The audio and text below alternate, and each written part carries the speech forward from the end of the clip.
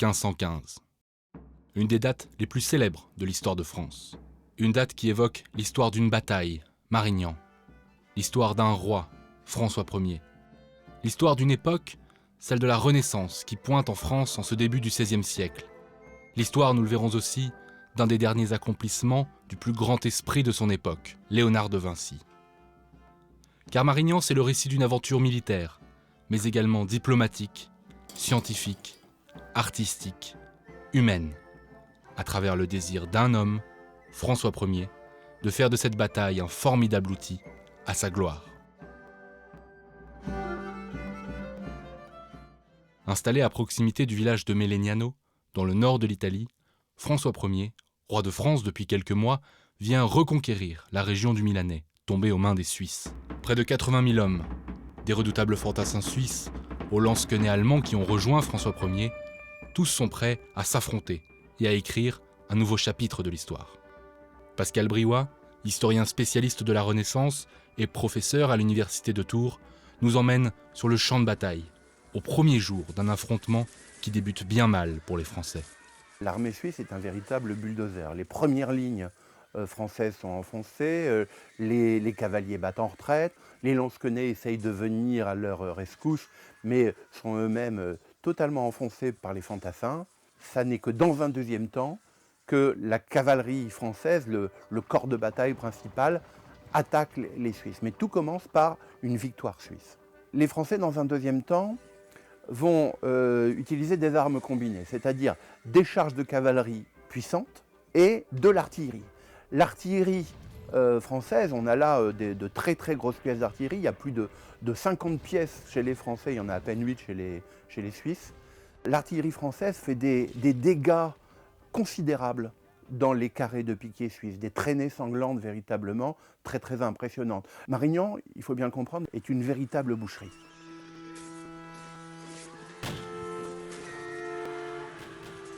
La bataille qui a commencé à 2h de l'après-midi continue jusqu'à ce qu'il fasse nuit noire. Les Suisses sont trempés et donc ils essaient de se réchauffer, ils allument des feux. Grosse erreur puisque l'artillerie française pointe sur les campements suisses et là encore fait de gros dégâts. Donc au moment où la nuit est tombée, on ne peut plus combattre, donc il y a une relative trêve et la bataille reprend le lendemain matin. Les Français cette fois ont un avantage certains, puisqu'ils se sont reformés derrière des lignes d'artillerie bien structurées, bien protégées derrière des gabions, des paniers d'osier remplis de terre. Et c'est à ce moment-là que les alliés des Français, à savoir les Vénitiens, qui viennent avec une troupe importante de chevaux légers, ce qu'on appelle des estradios, c'est-à-dire des mercenaires albanais, grecs, fondent sur les Suisses qui sont obligés de battre en retraite. Cette victoire de Marignan, François Ier va l'utiliser pendant tout son règne pour sa propagande. Et jusque dans les années 1540, où les choses se passent un peu plus mal pour lui, Marignan est toujours un bon argument de sa gloire. Faire vivre cette victoire dans les esprits et ouvrir la voie aux hommes des siècles suivants qui feront de cette date un emblème de la Renaissance française, c'est l'objectif de François Ier. Le roi décide donc de profiter d'un mariage princier, organisé quelques années plus tard, en 1518, pour donner une fête somptueuse, une célébration de la bataille de Marignan. 5 siècles plus tard, c'est l'histoire de cette fête que des historiens tentent de mettre au jour. À Tours, au siège d'intelligence des patrimoines, les équipes de chercheurs du CESR travaillent sur un document jusqu'ici inédit. Quelques lignes manuscrites, comme une facture, vieille de 500 ans.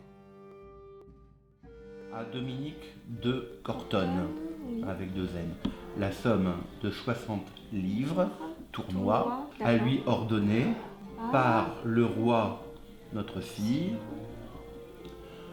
pour ses peines et salaires, d'avoir vaqué en diligence, on voit bien en diligence ici, source magnifique, c'est-à-dire que ça prouve que effectivement Dominique de Cortonne a travaillé longuement à Amboise sur l'organisation de cette fête. Comme l'autre organisateur de la fête, c'est Léonard de Vinci, sans doute, parce qu'il y a beaucoup de projets ingénieux. Le coup des ballons gonflés d'air, c'est typiquement le genre de technologie que Léonard avait développé à Rome. Donc ça aussi, tu vois, là ça nous prouve que finalement Léonard était là. Dominique de Cortone, l'architecte de Chambord, et Léonard de Vinci étaient donc les deux organisateurs en chef de la fête royale, les metteurs en scène de cette reconstitution grandiose.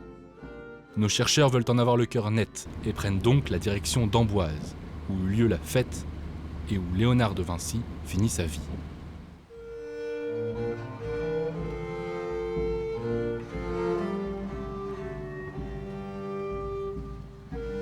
C'est ici qu'il retrouve François de Saint-Brie, propriétaire du château du Clos-Lucé, pour lui présenter le fameux document. Pour ceci, par vertu du dit rôle et quittance du dit de Cortone, si rendu la dite somme de 60 livres tournois. Donc ça, c'est vraiment une information de première importance, car personnellement, j'ignorais que Dominique de Cortone avait collaboré à cette fête. Ces deux Italiens, Dominique de Cortone présent à Amboise depuis 1497 et Léonard arrivé plus tardivement en 1516, vont travailler de concert sur cette célébration, cette mise en scène extraordinaire. Cette fête commençait par un tournoi donné en l'honneur du baptême du jeune prince, fils de François Ier, et du mariage d'une princesse de France, Madeleine de la Tour d'Auvergne, et d'un prince italien, Lorenzo di Medici. Après le tournoi, on présentait une bataille rangée, et 3 ans après Marignan, il était dans les têtes de chacun que cette bataille ne pouvait être autre chose que Marignan. Et cette bataille partait de la prise d'assaut d'un château fort de toile et de bois, sur lequel tiraient des canons chargés de ballons gonflés d'air. Les trucages étaient de Léonard de Vinci. Et la bataille se concluait avec des milliers de figurants de l'armée de France par la prise du château par le noble roué François.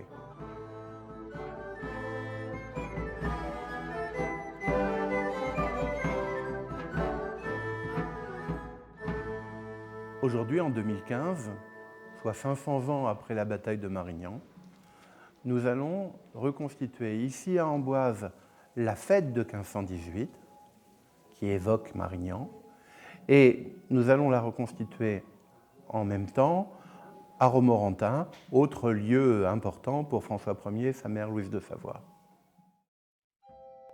L'histoire de cette célébration, c'est aussi celle d'une ambition, portée par une équipe d'historiens.